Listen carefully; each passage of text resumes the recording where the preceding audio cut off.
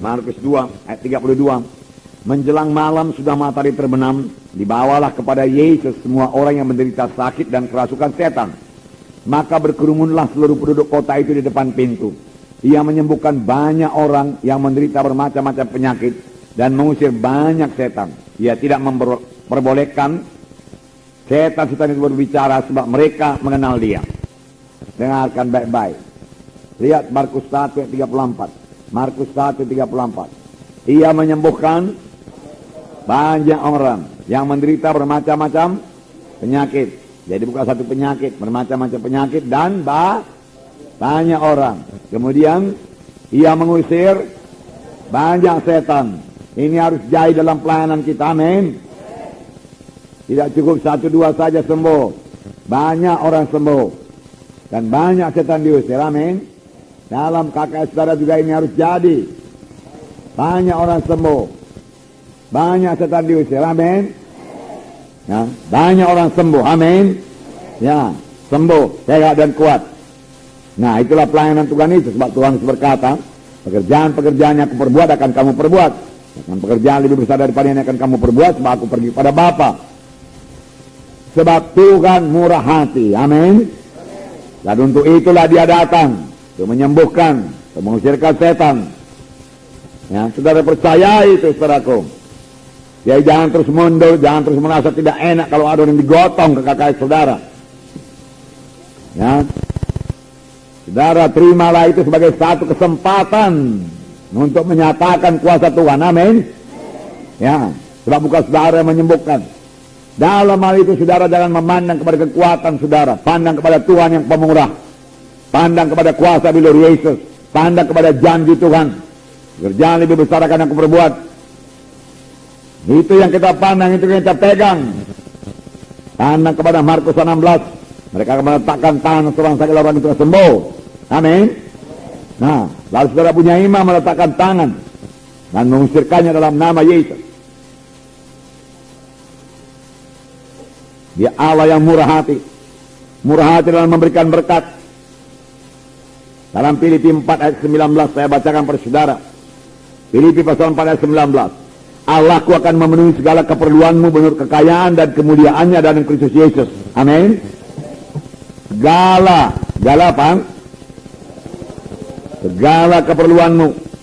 Segala, bukan sebagian keperluanmu. Segala keperluanmu, amin. Dia Tuhan yang baik. Dia Tuhan yang murah hati. Kalau dia tidak menahankan anaknya yang tunggal, masakan dia menahankan lagi berkat-berkat lain daripada kita. Mari hidup benar di hadapan Tuhan. Mari tekun mengikut Tuhan, mari tekun berdoa, mari tinggalkan semua dosa, mari bersungguh-sungguh hati mengikut Tuhan, dan mari murah hati sama sebagaimana Tuhan yang kita sembah itu murah hati. Tuhan meminta anak-anaknya juga murah hati, amin. Dia murah hati dalam mengampuni, maka anak-anak Tuhan juga murah hati dalam mengampuni. Jangan sakit hati. Berapa kali saudaraku berdosa kepada aku, kuampuni Tuhan, cukup 7 kali. Tuhan Yesus berkata 70 kali 7 kali. Selalu mengampuni, selalu mengampuni.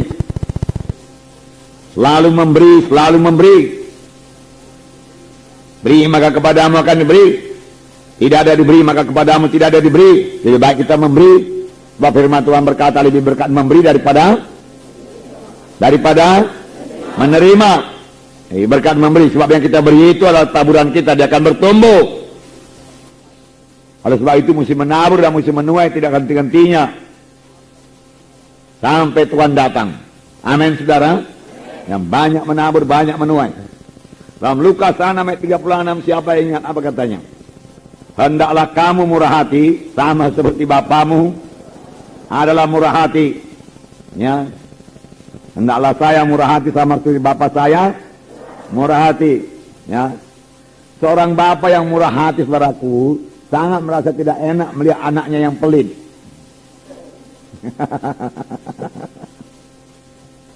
Nanti kalau saudara sudah jadi bapak, saudara akan tahu.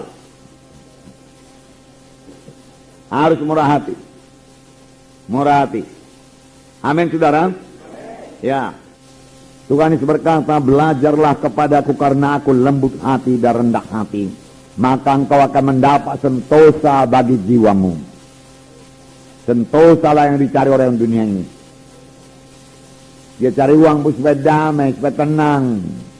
Dia piknik supaya tenang, supaya damai. Tetapi damai yang sejati, sentosa yang sejati, belajarlah kepada Yesus. Duduk di bawah kaki Tuhan Yesus, percayai firman-Nya. Mika 6 ayat 8 saya bacakan. Hai manusia, telah diberitahukan kepadamu apa yang baik, dan apakah yang dituntut Tuhan daripadamu, selain berlaku adil, mencintai kesetiaan, dan hidup dengan rendah hati di hadapan Allahmu. Hidup dengan rendah hati, adil, bagus. Mencintai kesetiaan, bagus. Tetapi firman Tuhan juga berkata, hidup dengan rendah hati di hadapan Allah. Hidup dengan rendah hati. Firman Tuhan berkata dalam 1 Petrus 5 ayat 5, Allah melawan orang yang sombong. Dalam 1 Petrus 5 ayat 5, demikian jugalah kamu, hai orang-orang muda, tunduklah kepada orang-orang yang tua, dan kamu semua rendahkanlah dirimu seorang terhadap yang lain. Sebab Allah menentang orang songkak, tetapi mengasihani orang yang rendah hati. Langkah indahnya. Tuhan melawan orang sombong dan mengasihani orang yang rendah hati. Mari kita miliki kerendahan hati.